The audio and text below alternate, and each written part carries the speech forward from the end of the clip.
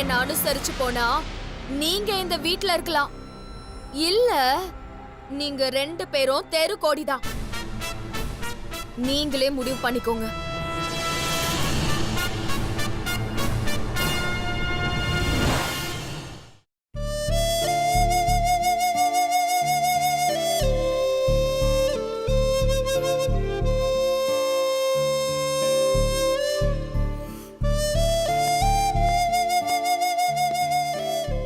நான் கிளம்புறேன் செல்வி. என்ன செல்வி? ஓகே சந்தோஷ். சரி செல்வி, நான் கிளம்புறேன். சந்தோஷ் ஒரு நிமிஷம். அவர் தான் ஆபீஸ்க்கு கிளம்பிட்டார்ல, இப்படி போகும்போது கூப்பிடுறீங்க? போகும்போது தான் கூப்பிட முடியும், போனதுக்கு அப்புறம் எப்படி கூப்பிட முடியும்? உனக்கு கொஞ்சமாவது அறிவு இருக்கா? என்ன ஆண்டி? சந்தோஷ், மாயா மருந்து மாத்திரை சாப்பாடுலாம் எதுவுமே சாப்பிடுறது இல்ல. நேத்தே உன்கிட்ட சொன்னேன்ல, நீ ஆனா அதை கேட்கவே இல்ல சந்தோஷ். நான் தான் நேத்தே மாயாவை சாப்பிட சொன்னேனே. சாப்பிடுன்னு சொல்லிட்டா அவ சாப்பிடுவாளா சந்தோஷ்? நீ போய் ரூம்ல பாரு, அவ எதையுமே சாப்பிடாம மயக்கத்துல இருக்கா சந்தோஷ். அப்படியா? கடைசி அவ எப்ப சாப்பிட்டா? அவ சாப்பிட்டு 3 நாள் ஆச்சு சந்தோஷ். சந்தோஷ், மாயாவை நான் பாத்துக்கிறேன், நீ ஆபீஸ்க்கு கிளம்பு. ஆமா, இவ பார்த்து கிழிச்சிட்டாலும் சந்தோஷ், நீ போய் மாயாவை பாரு சந்தோஷ், அப்புறமா நீ ஆபீஸ் கிளம்பு. செல்வி, நான் மாயாவை பார்த்துட்டே போறேன்.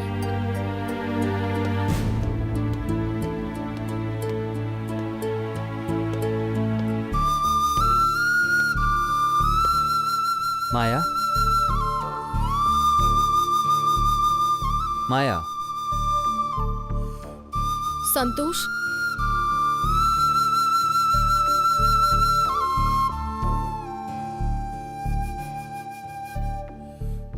ஏன் இப்படி பண்ற?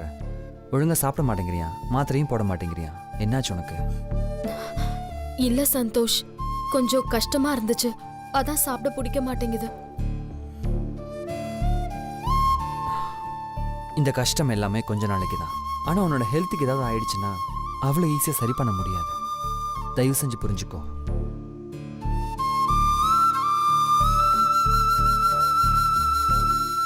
மாயா, உனக்கு எவ்வளோ பெரிய ப்ராப்ளம் இருக்குன்னு உனக்கு தெரியல. இந்த பிரச்சனையில் நான் உன்னை கவனிக்காம விட்டது என்னோட தப்பு தான்.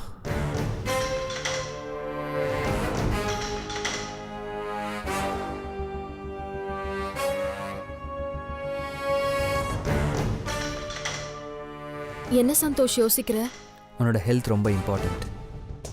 என்னோட ஹெல்த்தை பத்தி நீ யோசிக்கும் போது உன்னோட ஹெல்த்தை பத்தி நான் யோசிக்க கூடாதா?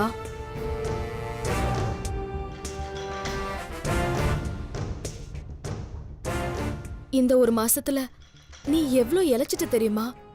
ஆளே பாதியா மாறிட்ட. நீ போய் கண்ணாடிய பாரு.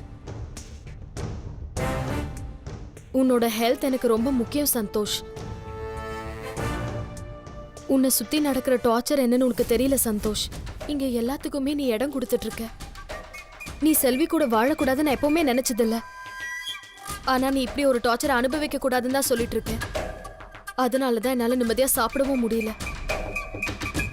இது தற்காலிகமான பிரச்சனை இல்ல சந்தோஷ். உன்னையும் என்னையும் பிரிக்க செல்வி ஏதோ பிளான் பண்ணிட்டு இருக்கா. ஏமா இப்படி தேவையில்லாம யோசிக்கிறேன்? அவ குழந்தைய பத்தி பேசிட்டு இருக்கா. தீர்ப்பு வரும்போது உண்மை எதுன்னு நமக்கு தெரிய போகுது. அதெல்லாம் நினைச்சு நீ ஏன் கஷ்டப்படுற? இல்ல சந்தோஷ், நீ கொஞ்சம் கொஞ்சமா செல்வி பக்கம் சாய ஆரம்பிச்சுட்ட. முன்ன மாதிரி நீ என் மேல அன்பா இருக்கிறது இல்ல. உனக்கு என்ன பிடிக்கலன்னு நினைக்கிறேன் சந்தோஷ். பிடிக்கலன்னா சொல்லிட, நான் எங்கேயாவது கண்காணாத இடத்துக்கு போயிடுறேன். ஏன் இப்படி பேசுற? உனக்கு என்ன பிடிக்கல, அது எனக்கு நல்லாவே தெரியும். என்ன பிடிக்கலனா வெளியே போன இப்பவே சொல்லிடு சந்தோஷ். இந்த நிமிஷமே நான் வீட்டை விட்டு வெளியே போயிடுறேன். அவதான் என்ன புரிஞ்சுக்காம பேசிட்டு இருக்கா. நீ ஏன் அப்படியே பேசுற? நீ ஏன் இப்படி சொல்ற? உனக்காக நான் என்ன வேணாலும் செய்வேன். இந்த நிமிஷமே என் உயிரை விட சொல்ல, அது செய்ய நான் தயாரா இருக்கேன். மாயா, உன்னோட உயிர் சீக்கிரமா போயிடக்கூடாதுன்னு தான் நான் இவ்வளவு தூரம் போராடிட்டு இருக்கேன். உனக்கு என் மேலே உண்மையாகவே மரியாதை இருந்தா தயவு செஞ்சு இப்படி பேசாத. ஒழுங்காக சாப்பிடு, மாத்திரைலாம் போட்டுப்போ. எனக்கு ஒரு முக்கியமான மீட்டிங் இருக்கு. நான் ஈவினிங் வந்து உங்கள்கிட்ட பேசுகிறேன். நான் வரேன்.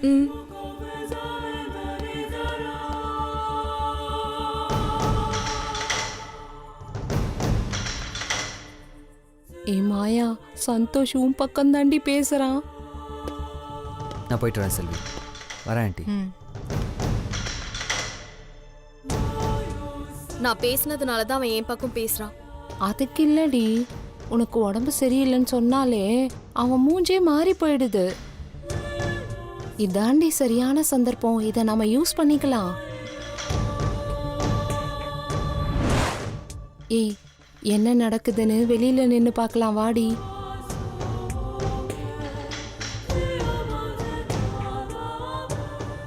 பாத்தியா என்ன நடந்ததுன்னு? இந்த பொய்யை நீங்க ரொம்ப நாளைக்கு சொல்ல முடியாது. இந்த பொய்யை ரொம்ப நாளைக்கு சந்தோஷ் நம்ப மாட்டான். அம்மாவும் பொண்ணும் சேர்ந்து சந்தோஷம் ஏமாத்துறீங்களா? ஓ, நாங்க ஏமாத்துறோம், இவ அப்படியே உண்மையா இருக்கா. வாயை முடிக்கிட்டு போடி. நீங்க நாடகம் ஆடுற விஷயம் சந்தோஷ்க்கு தெரிஞ்சா அடுத்த நிமிஷமே உங்களை வீட்ல இருந்து வெளியே அனுப்பிடுவான். பாத்தியா மாயா, நம்மள வெளியில துரத்திட்டு இவ மகாராணி மாதிரி இந்த வீட்டை ஆள போறாளாம். ஆமாண்டி, என் பொண்ணு மகாராணி தான். இந்த வீட்டை ஆள போறவ இவதான். செல்வி, மனக்கோட்டை கட்டாத. அப்படியே வெளியில போறதா இருந்தா நீ தான் வெளியில போவ. வெளியே போறது நீயா நானான்னு இன்னும் கொஞ்ச நாள் தெரியும். ஓ, இப்ப நீ சவால் விட ஆரம்பிச்சிட்டியா? ஏய், எப்பவுமே நான் தான் சவால் விடுவேன். எண்ணி ஒரே மாசத்துல உன்னை இந்த வீட்டை விட்டு வெளியில அனுப்பல, என் பேரு மாயா இல்லடி. அதையும் பார்க்க தானே போறேன்.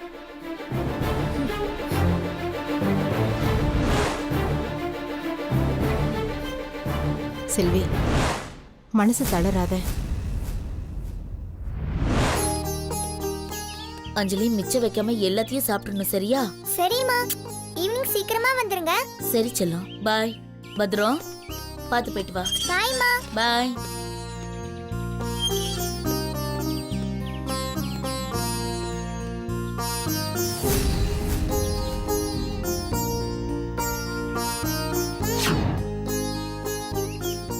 தீபா, என்னை யாருன்னு தெரியலையா?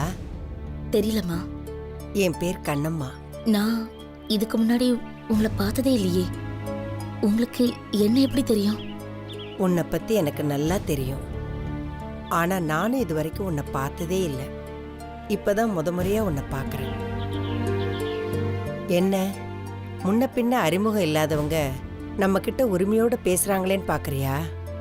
எப்பவுமே தெரியாதவங்களோட அறிமுகம் ஆகிறதாம்மா வாழ்க்கை. தெரியாதவங்களை தெரிஞ்சுக்கிறதும் தெரிஞ்சவங்களை பிரிஞ்சு போறதும் சொந்தத்தோட இணையிறது தானம்மா இந்த உலக வாழ்க்கையோட நியதி. மா, எனக்கு நீங்க என்ன சொல்ல வரீங்கன்னு சரியா புரியலம்மா. தீபா, நீ வந்த நோக்கம் வேற, ஆனா இப்ப நீ செஞ்சிட்டு இருக்கிற வேலை வேற. இதுக்கெல்லாம் அர்த்தம் கேட்டா உன்னால சொல்ல முடியுமா? மா, நீங்க என்ன சொல்றீங்க? நீ வாழ்ந்துட்டு இருக்கிற வாழ்க்கைய பத்தி தான் சொல்றேன். தீபா, இதுக்கு முன்னாடி நீ என்ன பண்ண, இப்ப நீ என்ன பண்ணிக்கிட்டு இருக்க, இனிமே நீ என்ன பண்ண போறேங்கிற முழு விவரமும் எனக்கு தெரியும். செல்வி என்னை பத்தி உங்ககிட்ட சொல்லியிருப்பாளே. கண்ணம்மா யாரு? அவங்க ஒரு ஆசிரமத்துல சாமிக்கு சேவை செய்யறவங்க. எங்க குடும்பத்துக்கு அவங்க சாமி மாதிரி. சொன்னாங்கம்மா. நேத்து நான் தியானத்துல இருக்கும்போது உன்னோட பிம்பம் வந்து போச்சு.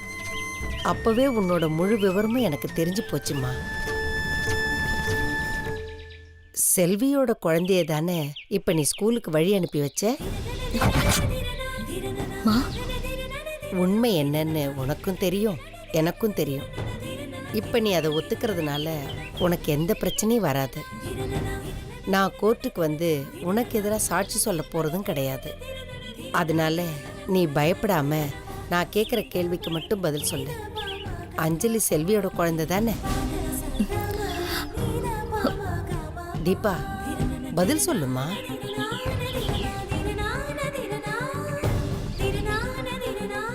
ஆமாம்மா. நீ இன்னொரு குடும்பத்துக்காக செல்வியை வஞ்சிக்கிறது நியாயமா? இல்லம்மா, எனக்கு வேற வழி தெரியல. நான் வந்ததே அதை நீ உன் வாயால சொல்ல தேவையில்லை. நடந்த எல்லாமே எனக்கு தெரியும். நீ அஞ்சலியை கொல்றதுக்கு தான் வந்த.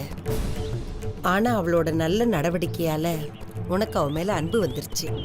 நாளாக நாளாக உனக்கு அஞ்சலி மேல ஈடுபாடு அதிகமாயிடுச்சு. அஞ்சலியை காப்பாத்துறதுக்காக உன் கூட பிறந்தவளையே நீ கொலை பண்ணிட்ட. மா, தீபா, எனக்கு எல்லாமே தெரியும். ஒரு குடும்பத்துக்கு நன்மை செய்யறதுக்காக இன்னொரு குடும்பத்துக்கு நீ தீமை செய்யலாமா? மா, பிரியா அஞ்சலியை தான் காவியாவன்னு நினைக்கிறாங்க. இப்போ அஞ்சலிய இந்த குடும்பத்துல இருந்து பிரிச்சு நான் கூட்டிட்டு போயிட்டேன்னா பிரியா மனநிலை குணமாகாம கூட போயிடும். அது பெரிய பாவம்மா. பிரியா குணமானதும் நிச்சயமா நான் அஞ்சலியை செல்வி கிட்ட ஒப்படைச்சிருவேன். நான் உன்னை சோதிக்க தான் இந்த கேள்வியெல்லாம் கேட்டேன். நீ உன்னோட லட்சியத்துல ரொம்ப உறுதியா இருக்க. நல்லதுக்காக சில விஷயங்களை நாம மறைக்கலாம், அதுல தப்பே கிடையாது.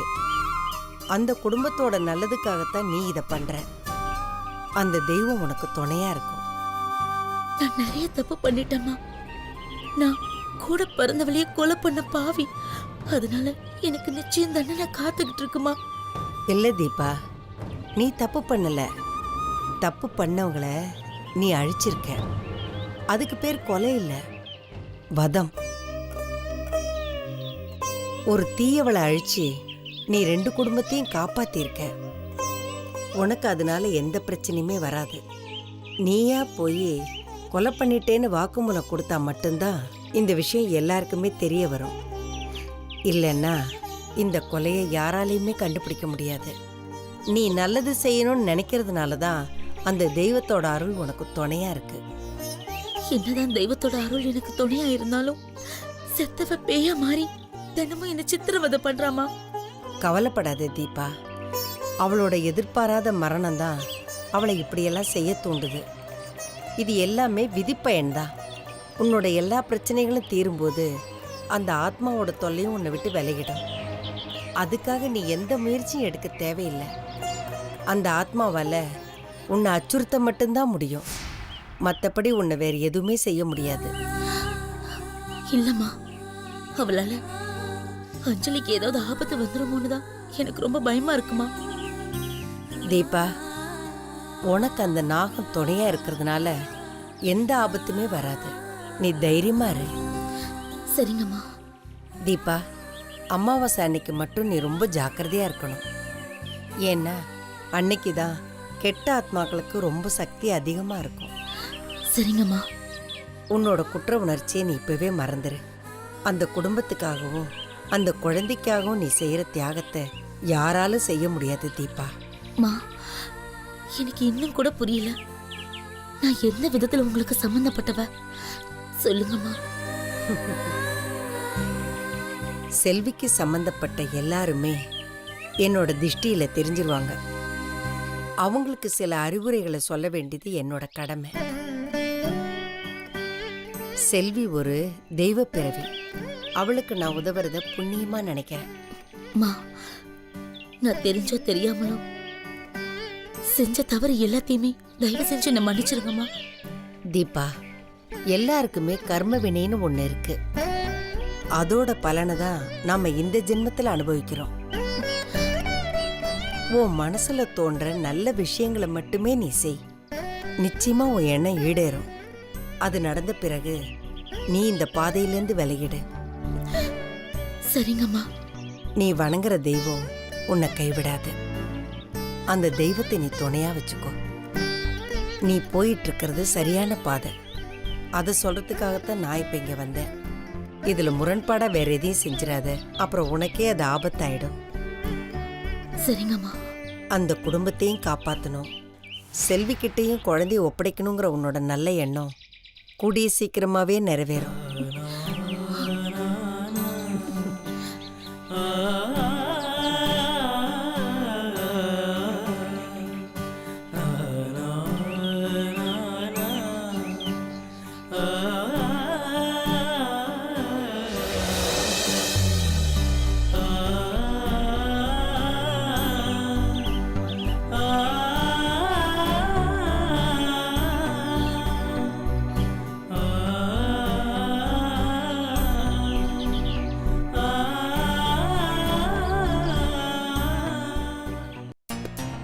செல்வி ஷர்ட் அயன் பண்ணிட்டியா? இது வரே சந்தோஷ். இந்த சந்தோஷ். ம். சந்தோஷ் இந்த ரெடி.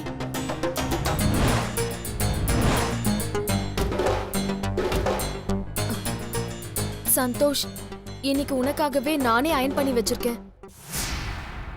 சந்தோஷ், நீ என்னதானே ஷர்ட் அயன் பண்ண சொன்ன? நான் அயன் பண்ணி வச்சிருக்கேன். இந்தா. சந்தோஷ், நீ போட்டிருக்க பேண்ட்டுக்கு நான் இப்ப வச்சிருக்க ஷர்ட் மட்டும் தான் மேட்ச் ஆகும். அவ வச்சிருக்க ஷர்ட்டை போட்டா கரகாட்டக்காரன் படத்துல வர ராமராஜ மாதிரியே இருக்கும். அதனால நான் அயன் பண்ணி வச்சிருக்க ஷர்ட்டையே போட்டுட்டு போ. சந்தோஷ், நீ போட்டிருக்க பேண்ட்டுக்கு இந்த ஷர்ட் தான் கான்ட்ராஸ்டா இருக்கும். ஏய், அத போட்டா கேவலமா இருக்கும்னு சொல்ற, அப்புறம் ஏன்டி அது கான்ட்ராஸ்டா இருக்கும்னு சொல்லி அவனை குழப்புற? சந்தோஷ், டெய்லியும் நான் தானே உனக்கு ட்ரெஸ் அயன் பண்ணி கொடுப்பேன். ஆனா இவன் என் கூட போட்டி போடுறதுக்காக இவன் அயன் பண்ணி எடுத்துட்டு வரான். நீ அவ சொல்றதெல்லாம் காதுல வாங்காத. இன்னைக்கு ஃபாரின் கிளையண்ட்ஸ் வராங்க, முக்கியமான மீட்டிங் இருக்குன்னு நேத்து நீ தானே என்கிட்ட சொன்ன சந்தோஷ். எப்பவுமே மீட்டிங் அட்டெண்ட் பண்ணும்போது லைட் கலர் ஷர்ட் தான் போடணும். இந்த மாதிரி டார்க் கலர் ஷர்ட் எல்லாம் போட்டா மீட்டிங் அட்டெண்ட் பண்றவங்களோட கவனம் டிஸ்டர்ப் ஆகும். அதனால நான் கொடுக்கிற ஷர்ட்டை நீ போட்டுக்கோ சந்தோஷ். சந்தோஷ், அந்த மீட்டிங்கை பத்தி நீ என்கிட்டயே சொன்ன. அந்த கம்பெனியோட பேரு சீப்ரோ சொல்யூஷன் தானே? அதான் நான் இந்த ப்ளூ கலர் ஷர்ட் செலக்ட் பண்ணேன்.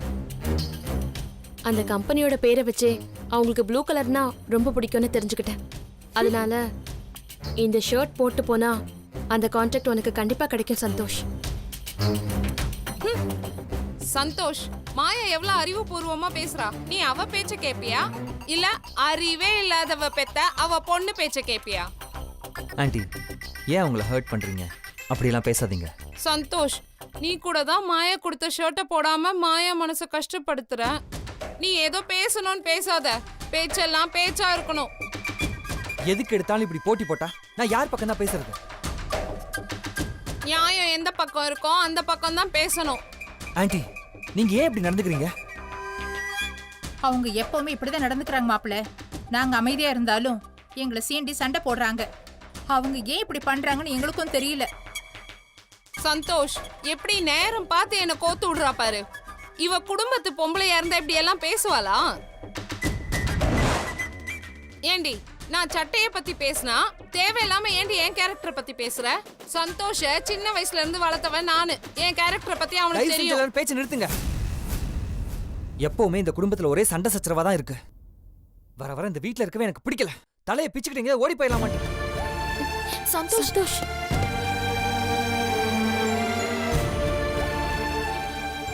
என்னடி சந்தோஷ் கோவமா போய் ரூம் கதவை மூடிக்கிட்டான்? செல்வி, எனக்கு ரொம்ப பயமா இருக்குடி.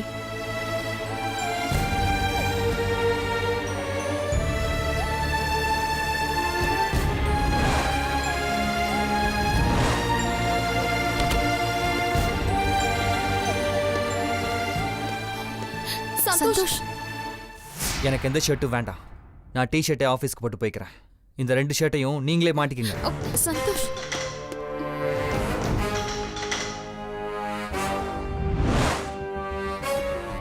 செல்வி, உனக்கு இந்த மாதிரி புது புது பிரச்சனைகள் வந்துகிட்டே தான் இருக்கும். எல்லாம் சேர்ந்து சந்தோஷ வெறியாக்கும். அப்புறம் உன் மேல இருக்கிற கொஞ்சம் நெஞ்ச பாசத்தையும் சந்தோஷ் மறந்துடுவான். அதனால ஒழுங்கா நீயே வழியில இருந்து விலகிடு. இல்ல நான் உன்னை தலை தெறிக்க ஓட விடுவேன்.